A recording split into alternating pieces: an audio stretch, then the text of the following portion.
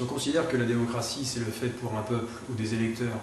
de s'opposer à ses dirigeants par le vote notamment, on ne peut pas considérer l'Union européenne comme une institution ou un assemblage d'institutions démocratiques. Pour la simple et bonne raison que la seule chose qui est élue dans les institutions européennes, c'est le Parlement européen, et que les députés ont premièrement très peu de pouvoir, et deuxièmement, ce qu'ils font est plus influencé par des lobbies,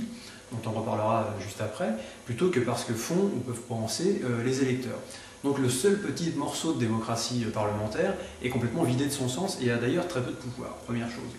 Deuxième chose, au niveau des institutions européennes, que ce soit la Banque Centrale Européenne, qui décide donc des taux d'intérêt et de la valeur de l'euro, que ce soit la Commission de Bruxelles, les différents commissaires. Toutes ces institutions sont complètement indépendantes des gouvernements européens, donc indépendants des gens qui élisent les gouvernements ou les députés des différents États européens. Donc les gens qui ont le plus de pouvoir dans l'Union européenne sont les gens qui sont les plus indépendants des électeurs et qui n'ont absolument aucun compte à rendre ni au gouvernement, ni a fortiori aux différents électeurs européens. Ensuite, troisièmement, au niveau des directives européennes, c'est-à-dire ces fameuses lois supranationales qui s'appliquent obligatoirement aux différents États, dont les différents parlements sont obligés de transformer en loi nationale. Ces directives sont très peu déjà débattues au Parlement européen, et en plus elles sont très largement inspirées par des lobbies, donc le lobby de l'agroalimentaire, le lobby des OGM, le lobby des vendeurs de pesticides, le lobby du grand patronat, le lobby des multinationales. On est dans un système anglo-saxon, un peu à l'américaine, où justement ces grands réseaux d'influence sont totalement légaux, sont totalement acceptés, et ils peuvent, en fin de compte, influencer, pour ne pas dire corrompre, les commissaires européens ou les eurodéputés. Ensuite, au niveau des référendums sur les traités européens, quand des États ont organisé des référendums pour demander à leur peuple s'ils acceptaient de ratifier et d'accepter un traité européen, qui généralement réduisait le pouvoir des États et augmentait le pouvoir des institutions européennes, eh bien quand les Danois ont voté non au traité de Maastricht en 1990-91, on les a fait revoter jusqu'à ce qu'ils disent oui. Quand les Irlandais ont rejeté le traité de Nice par référendum, on les a fait revoter jusqu'à ce qu'ils disent oui. Quand les Français et les Hollandais ont rejeté la Constitution européenne en 2005, eh bien, les gouvernements suivants ont créé un autre traité, le traité dit de Lisbonne, qui reprend intégralement, à quelques virgules près, la Constitution européenne et a fait ratifier ces textes, non pas par référendum, mais par les parlements. Donc on s'est éloigné de la démocratie car on redoutait que les peuples votent un nouveau nom. Et aujourd'hui, les Irlandais ont rejeté, une fois de plus, le traité de Lisbonne par référendum. C'était le seul référendum qui avait été décidé dans l'Union européenne pour un traité qui allait s'appliquer à plus de 200 millions de personnes. Eh bien, ils ont voté non et les différents gouvernements qui étaient favorables oui, à commencer par Sarkozy, président de l'Union européenne, essayent en fin de compte de trouver des astuces, de trouver des combines en fin de compte pour ne pas prendre en compte le choix majoritaire des Irlandais. Donc, à tous ces niveaux-là, sans dire que l'Union européenne est une dictature de type Chine, de type Corée du Nord, etc., ça n'aurait pas vraiment de sens, on ne peut pas dire non plus que ce soit quelque chose de démocratique et de pluraliste.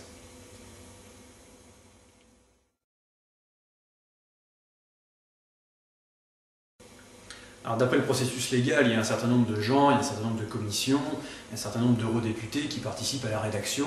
des directives européennes. Ça c'est pour le processus légal, c'est ce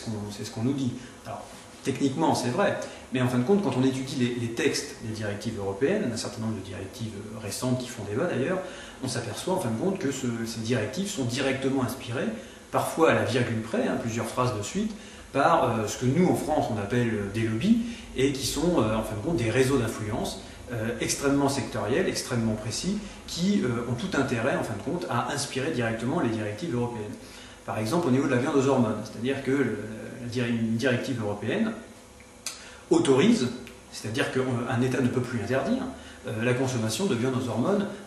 dans tous les pays de l'Union européenne. Et cette directive a directement été inspirée par les syndicats des grands producteurs agroalimentaires de viande américains. Récemment, pendant l'été 2008, on a une directive européenne qui fait passer le cadre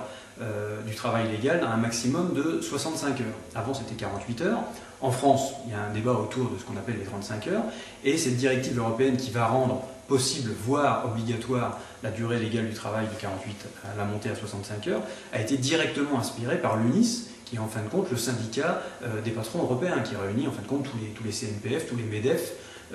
d'Europe. Et on a comme ça un certain nombre de directives européennes. Il y en a une autre aussi un peu plus ancienne sur les OGM, qui en fin de compte empêche les États de faire des moratoires sur les OGM, qui a été directement inspirée par les grands semenciers internationaux, pas uniquement européens, hein, mondiaux comme Monsanto. Donc en fait, on a toutes ces directives européennes qui vont finir par devenir des lois dans les parlements nationaux, dans les parlements de tous les pays membres, se fait en fin de compte non seulement contre la démocratie, puisque les peuples ne sont pas concernés et les élus ne peuvent même pas s'y opposer, mais surtout contre la volonté des peuples. Puisqu'en fin de compte, les Français n'ont jamais voté pour la viande aux hormones, les Français n'ont jamais voté pour les OGM, les Français n'ont jamais voté pour travailler jusqu'à 65 heures par semaine, et c'est vrai pour les Allemands, les Irlandais, les Italiens, etc.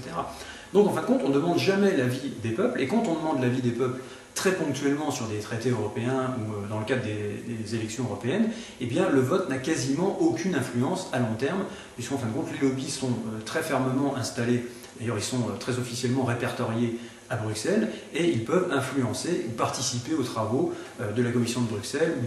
du Parlement européen pour en fin de compte faire valoir leurs arguments. Alors, les défenseurs de l'Union européenne, des gens généralement de gauche, disent qu'il existe des contre-lobbies. Par exemple, la Confédération européenne des syndicats, qui réunit un certain nombre de syndicats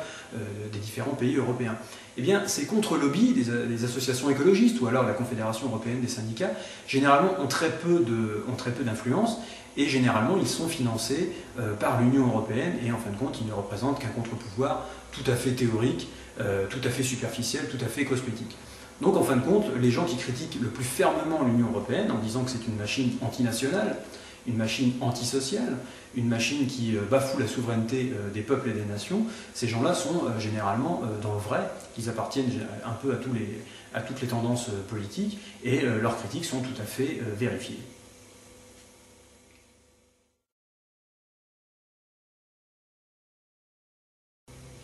Alors, si on considère que l'Union européenne n'est pas quelque chose de démocratique, si on considère qu'effectivement les Français, dans leur large majorité, ne veulent pas manger de viande aux hormones, ne veulent pas avoir plus de pesticides dans leurs produits alimentaires, ne veulent pas d'OGM, ne veulent pas travailler plus et être payés autant, sinon moins, ne veulent pas abandonner leur laïcité, quelque chose qui est régulièrement visé par la Commission européenne, si on considère que tout ça c'est une réalité, qu'il y en a une majorité de Français, quelles que soient leurs opinions politiques, qui veulent vivre toujours selon les acquis de l'après-guerre, qui sont attachés à leur service public, qui sont attachés à la sécurité sociale, qui sont attachés à l'éducation.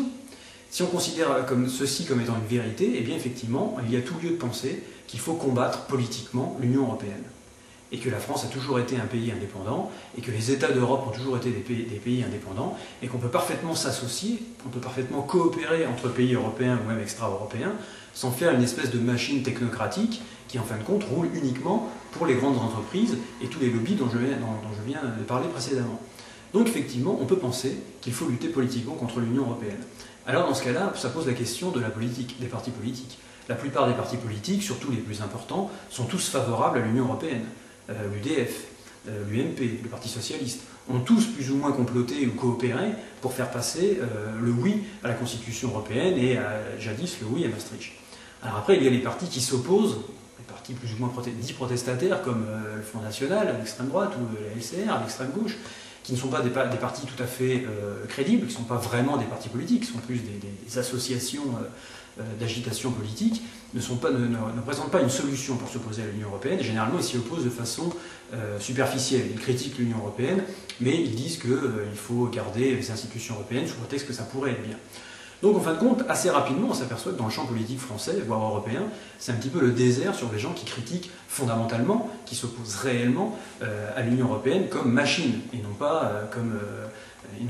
au niveau superficiel. Donc ça pose la question de savoir si ces gens-là existent et ce qu'ils ont à proposer. Alors en France, il y a une association qui s'appelle le Comité Valmy, qui est en contact avec beaucoup de groupes et d'organisations qui se déclarent contre l'Union européenne, catégoriquement, qui travaillent en fin de compte depuis les années 90 au rapprochement de ces gens-là, quelle que soit leur tendance politique, puisqu'on trouve des gaullistes, on trouve des communistes, on trouve des républicains. Donc tous ces gens-là essayent de travailler ensemble et de se fédérer pour exprimer aux Français le fait qu'il existe encore une opposition à l'Union européenne en France et qu'en fin de compte on ne résoudra pas les problèmes de la France, que ce soit le chômage, que ce soit la gestion de l'euro, que ce soit les taux d'intérêt, que ce soit la pauvreté, que ce soit le libre-échange ou même les questions liées à l'immigration. Tout ça, ça ne se réglera pas au niveau européen,